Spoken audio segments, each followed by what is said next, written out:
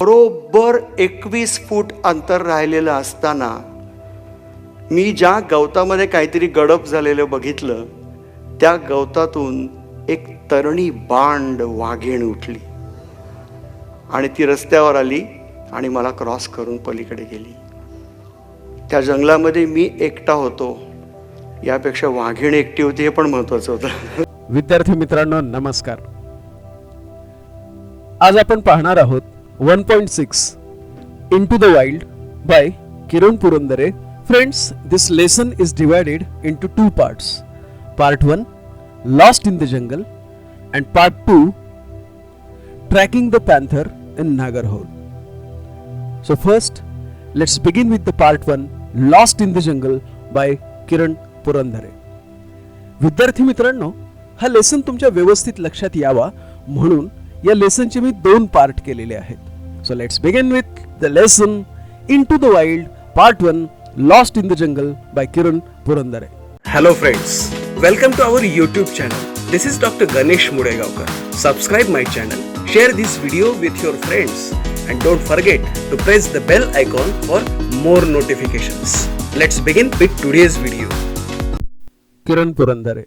Kiran Purandare studied environmental studies at Jordan Hill College of Education in Scotland.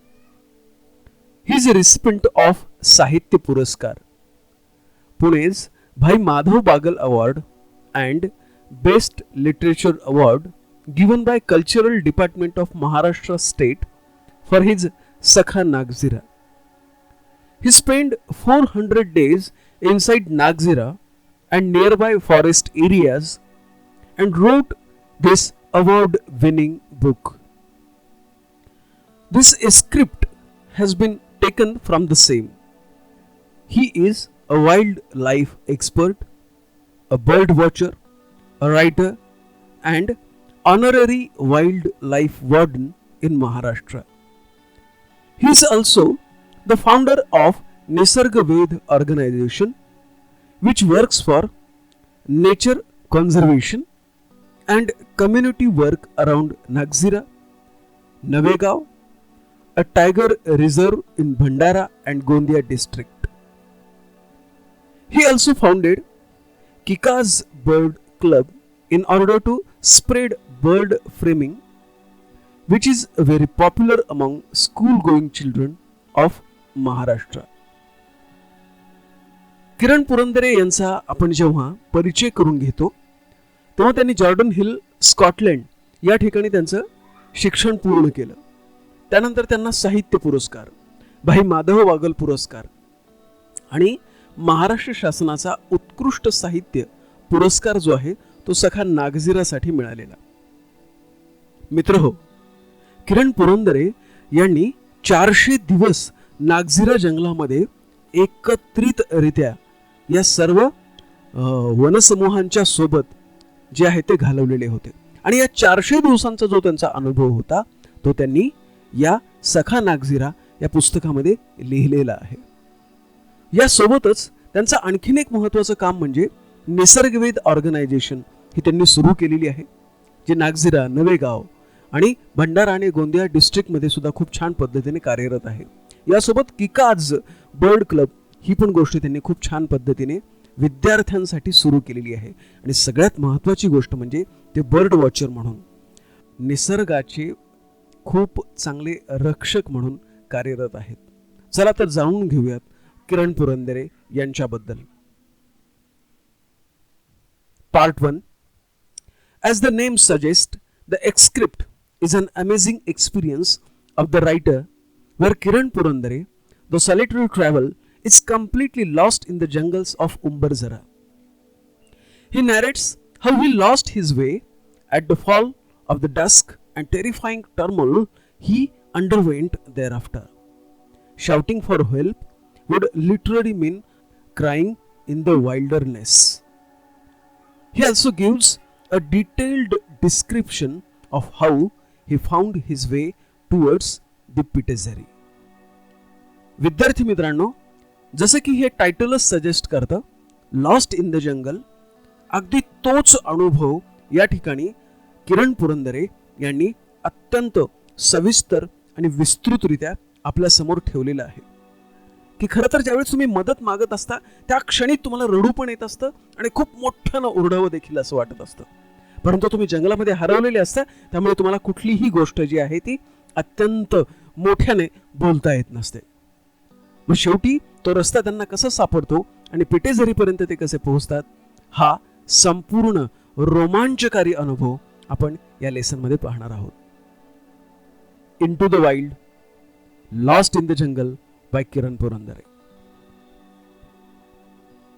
The 8.5 hour long day inside the hide was as fruitful as the Zamba tree standing tall on the edge of Umbarzara. Before wrapping up my day at this natural water hole, I took entries of the avifauna in my field notes. Since I was alone, I rushed to Pitezari village where I was stationed. I camouflaged the hide, took my essentials, came out of the hide and stretched out to my heart's content. I lifted my camera bag and took the familiar trail to Pitezari, negotiating the webbed leaves of the teak wood and moha trees. Trying to make minimal sound, I was treading cautiously among the woods. Walking alone in the jungle needs more alertness than walking with a companion. I was alone here like a fox, following the trail silently, watching the wide open eyes. My ears were grasping a variety of sounds just when a familiar sound stunned me. Kak, kak, kakso, kak. It was a langur alarm call. The leader of the gang of langurs was sitting on the tall tree making alarm calls out of fear for life. दिवसभर जंगलामध्ये जवळपास 8.5 तास घालवल्यानंतर मी उंबरझऱ्याच्या काठ्यावरती जांबाच्या झाडाजवळ उभा राहिलेलो होतो. दिवसभर केलेल्या सर्व गोष्टींच्या नोंदी मी माझ्या वहीमध्ये लिहून ठेवल्या. मी एकटाच असल्यामुळे पिठेझरी गावाकडे जाण्यासाठी निघालेलो होतो. आवश्यक ते साहित्य सोबत घेतले आणि कॅमेऱ्याची बॅग उचलून मी पिठेझरीकडे निघालो. सागवान आणि मोहाच्या झाडांमुळे आणि त्या पानांच्या आवाजामुळे मी खरं तर क्षणभर थांबलो आणि अत्यंत सावधपणे कुठलाही आवाज न करता मी खूप सावकाशपणे त्या जंगलामधून चालत होतो. खरं तर कुणी तुमच्या सोबत सहकारी असेल तर तुम्हाला जास्त सावधगिरी बाळगावी लागते, पण इथे मी एकटा होतो त्यामुळे मी अधिकच अलर्ट झालेलो होतो. खरं तर मी कोल्ह्यासारखा इथे एकटाच होतो. मी डोळे मोठे करून खूप अलर्ट होऊन अत्यंत काळजीपूर्वक हळूहळू पिटेझरीकडे निघालेलो होतो. पण तेवढ्यात मला एक परिचित आवाज माझ्या कानावरती आला आणि तो आवाज होता खॅक खॅक खकस खॅक. म्हणजेच एक माकड जे आहे ते धोक्याचा इशारा देत होतं. कदाचित ते त्या माकडांच्या टोळीचा सरदार असावा आणि तो जीवाच्या भीतीने सांगत होता की कुठेतरी काहीतरी भीतीदायक असणार आहे. Rest of the Langur brigade continued raising the alarm calls.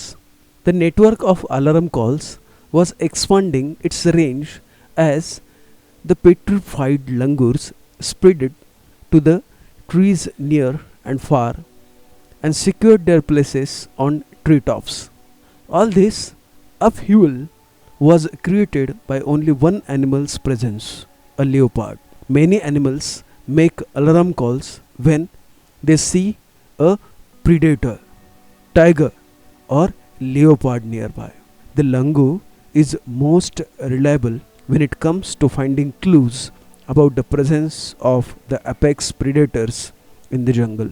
The mighty elusive leopard of Umbarzara was out of its lair. He was on the prowl. The stealthy moving figure in spotted gold-black cloak was spied by these langurs. Even the small ones from the legion of langurs were given alarm calls. खॅक खॅक. ते माकड इतर प्राण्यांना देखील धोक्याचा इशारा सांगत होते. खरं तर तो त्या टोळीचा नेता असावा.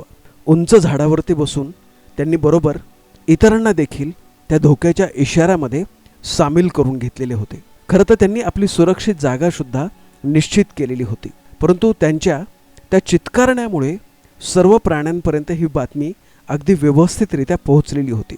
आणि ह्या सर्व कोलाहलामध्ये एक गोष्ट स्पष्ट झालेली होती की बिबट्या आपल्या शिकारीसाठी त्याच्या राहण्याच्या ठिकाणामधून बाहेर पडलेला होता.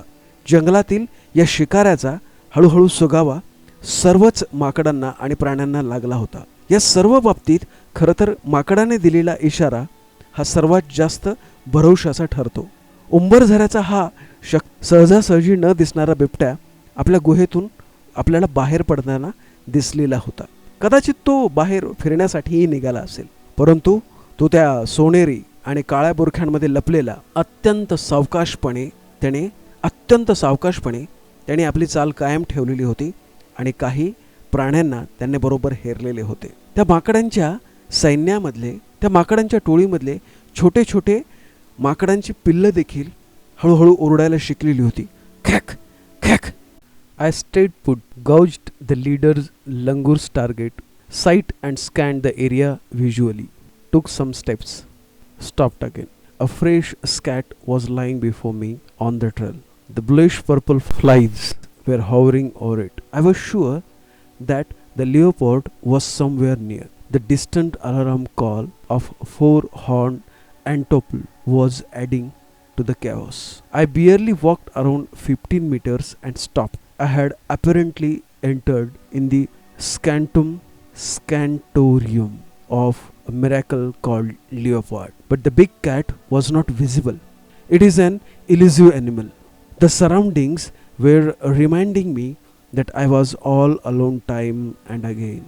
As I moved forward on the trail to Pitezari, the fading alarm calls were still heard in the background. I could tell instinctively that the leopard had moved away. मी थोडा वेळ तिथेच थांबलो.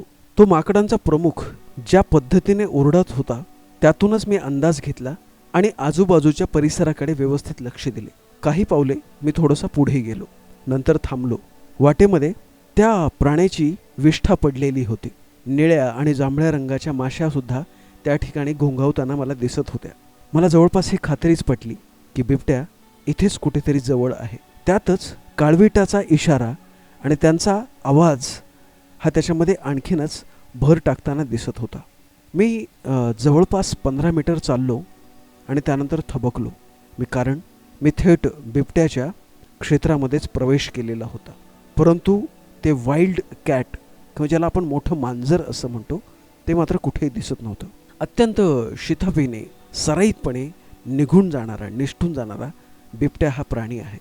संपूर्ण परिसरामध्ये आपण एकटेच आहोत याची वारंवार मला आठवण होत होती. मी पिटेझरीच्या दिशेने जरी निघालो असलो तरी अजूनही ते धोक्याचे इशारे माझ्या कानावरती मला ऐकून येत होते. बिबट्या खरं तर खूप दूरवरती गेलेला आहे हे माझ्या लक्षात आले होते. Meanwhile, I saw a man standing at a distance with a stick in his hand. As I approached, he appeared spooked due to alarm calls of the leopard. We greeted each other. He was Raju Iskape from Pitezari. He had come to collect logs but retreated due to leopard's movement. Raju was amazed at my regular solitary visits to Umbarzara, the haven for tigers, leopards and sloth bears. We stopped under a kusum tree to take a break. We both felt a bit relaxed. Now we were 4 eyes, 4 hands with a stick. Then we both resumed our walking tour. There was one tiny track that broke out of the main trail. I will take this route. You go straight, said Raju and turned right. I kept walking straight until I climbed a familiar hillock. I crossed the cement pillar and stones stacked by Forest Development Corporation to mark the boundary of the forest compartment. नेमके त्याच वेळी एक माणूस माझ्या समोरच काठी घेऊन उभा होता. मी जवळ गेलो तेव्हा तो अचानक दचकलाच, कारण त्याच्यासुद्धा हे लक्षात आले होते की जवळपास कुठेतरी बिबट्या आहे. आम्ही दोघांनी एकमेकांना नमस्कार केला.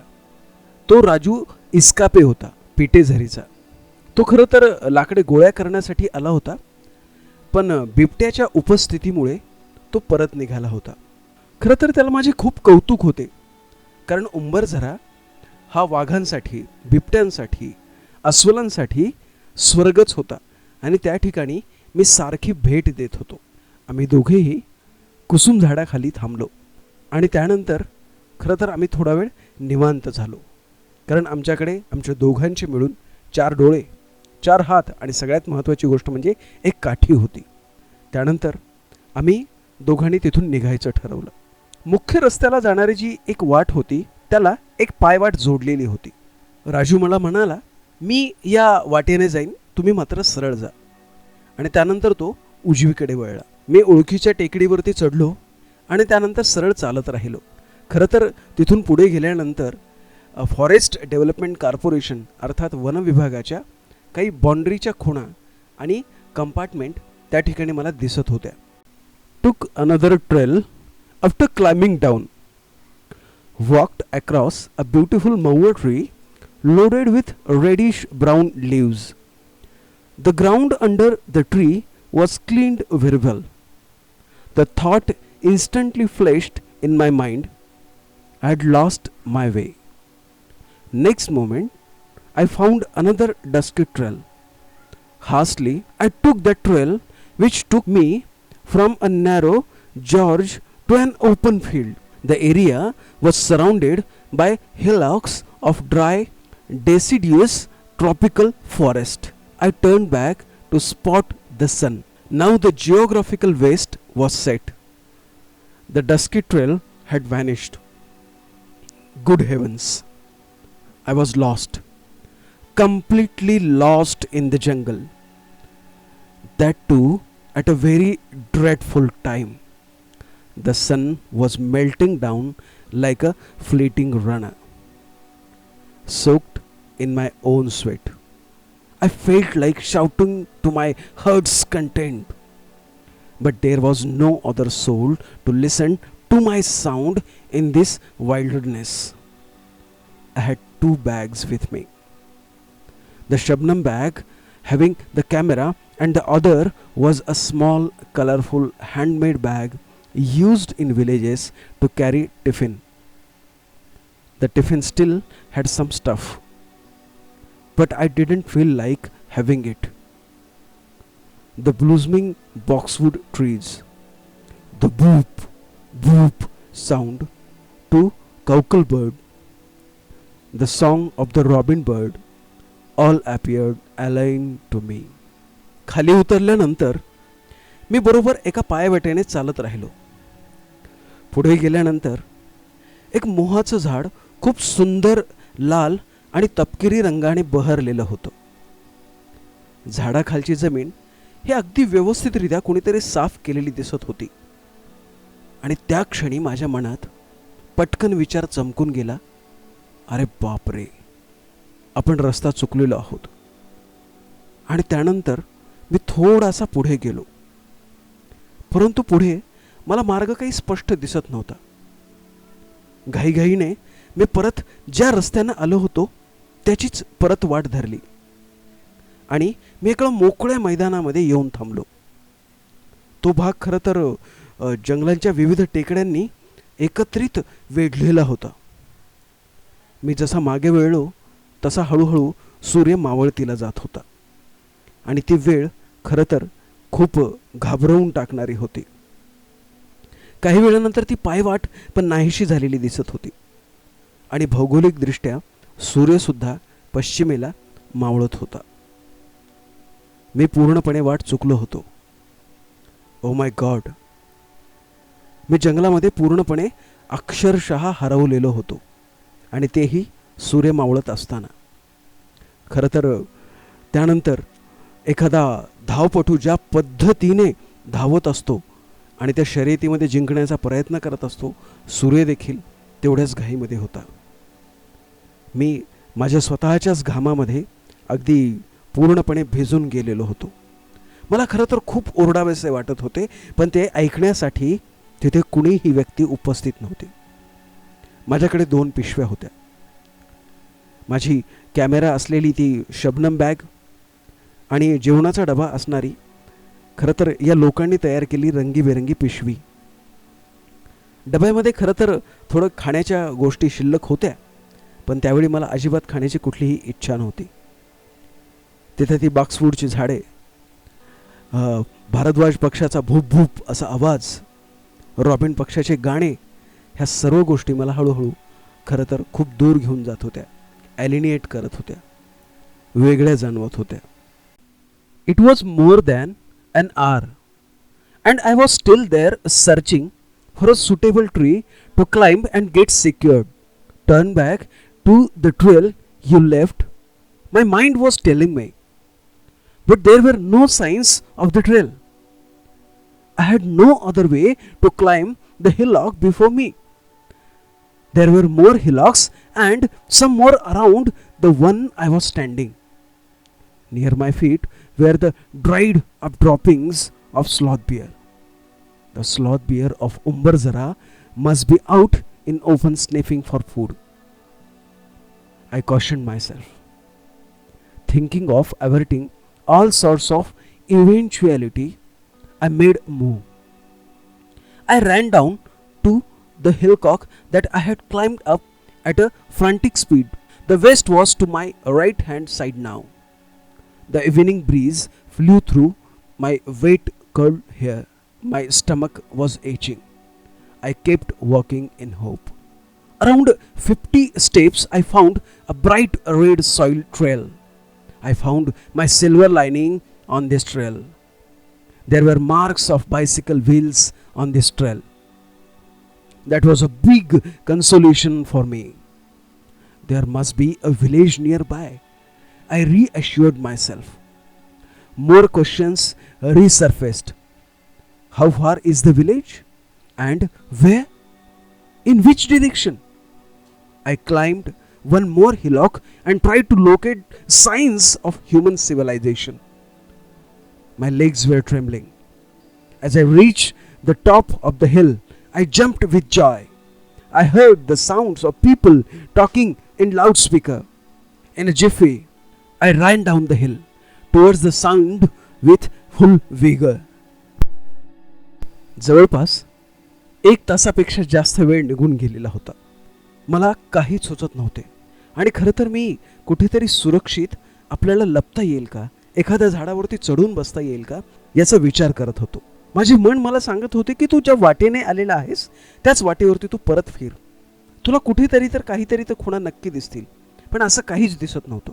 आणि समोरच्या टेकडीवरती जाण्यासाठीचा कुठलाही मार्गही माझ्या समोर नव्हता. मी जिथे उभा होतो तिथून सगळीकडे फक्त टेकड्या आणि लहान डोंगरच मला दिसत होते. त्याच वेळेस मला अस्वलांच्या काही खुणा त्या ठिकाणी दिसत होत्या आणि मला हे जाणवत होते की उंबरझऱ्याचे जे अस्वल आहेत ते अन्न शोधत बाहेर पडलेले आहेत. मी स्वतःला सावध केलं आणि कुठल्याही प्रकारचं संकट आपल्याकडे येऊ नये म्हणून मी थोडासा पुढे चालत राहिलो. मी ज्या टेकडीवरून वर चढत गेलेलो होतो तिथूनच वापस पळत खाली आलो. आता पश्चिम दिशा ही माझ्या उजव्या बाजूला होती. माझ्या केसांमधून खरं तर अक्षरशः घाम वाहत होता. त्यातूनच संध्याकाळच्या त्या थंड हवेची एक झुळूक माझ्या केसामधून गेली. माझं पोट खूप दुखत होतं, पण तरी देखील मी पुढे चालत राहिलो. बरोबर 50 पावले चालल्यानंतर मला लाल माती आणि पायवाट सापडली. त्या पायवाटेवरती मला खरं तर सायकलच्या चाकाच्या काही खुणा दिसत होत्या आणि ती खरं तर मला खूप आनंद देणारी गोष्ट होती. हां, म्हणजे आता जवळच एखादं गाव नक्की असलं पाहिजे, मी स्वतःला समजावून सांगितले. पण मनाने लगेच प्रश्न विचारले, गाव आणखीन किती दूर असेल, कोणत्या दिशेला असेल, नक्की ते कुठे असेल. मी अजून थोडंसं वर चढून पाहिलं आणि माणसांच्या वस्तीच्या काही खुणा दिसतात का ते पण शोधू लागलो. माझे पाय खरं तर लटलट कापत होते. परंतु जेव्हा मी डोंगर माथ्यावरती गेलो तेव्हा मी अक्षरशः आनंदाने उडी मारली, कारण लाऊडस्पीकरवरून मला लोकांच्या बोलण्याचे आवाज ऐकायला येत होते आणि टेकडीवरून मी त्या आवाजाच्या दिशेने अक्षरशः पळत निघालो. अडखळलो पण चालत राहिलो. I ran down the hill towards the sound with full vigor. I stumbled and fell down, saw droppings of blue bulls nearby, struggled, stood up, and decided which direction to move on. The signs of civilizations were visible. The tiny sleepy village of Pitezeri was visible through the green woods. The lantern of Rajaram Bhalvi's farm, the loudspeaker installed for Keshav Bhalvi's marriage, all were in clear sight. Turn left to spot the village lake and familiar hillock, Sui Hudki. The dog barked to welcome me to the village.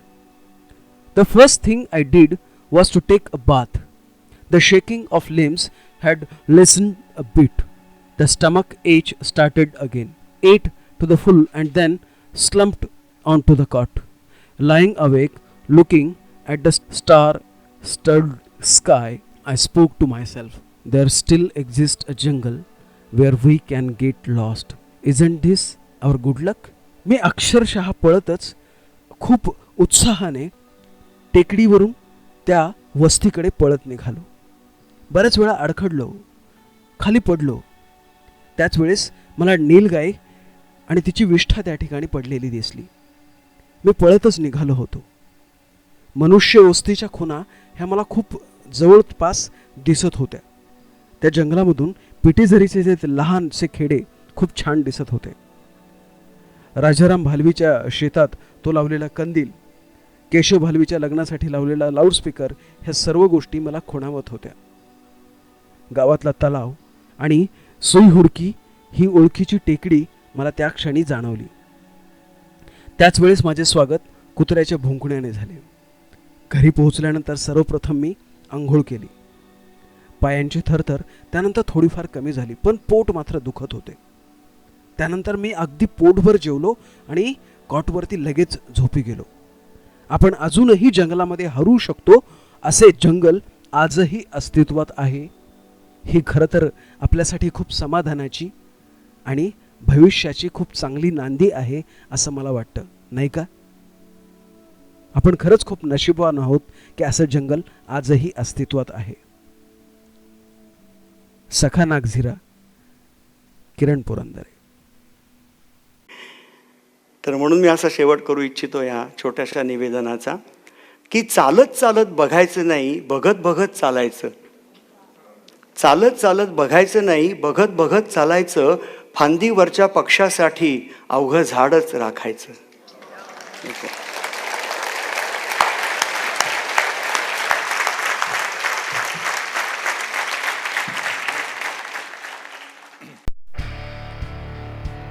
विद्यार्थी मित्रांनो, नमस्कार. मला खात्री आहे तुम्हाला हा lesson नक्कीच आवडला असेल. But friends, into the wild, this is the first part which is being known as Lost in the Jungle by Kiran Purandare. But now we are going to see the second part of the same lesson, Tracking the Panther in Nagarhole. So please watch the part 2 of this video. Part 2, Into the Jungle, Tracking the Panther of Nagarhole. मित्रहो, मी तुमच्यासाठी इयत्ता 11वी आणि 12वीचे सर्वच video या ठिकाणी तयार करत आहे. जर तुम्हाला हे व्हिडिओज आवडले तर चॅनल सबस्क्राईब करा, तुमच्या मित्रांपर्यंत हे व्हिडिओ शेअर पण करा आणि तुमच्या काही सूचना असतील तर कमेंट बॉक्समध्ये नक्की त्या सूचना कळवा. थँक्यू सो मच माय फ्रेंड्स.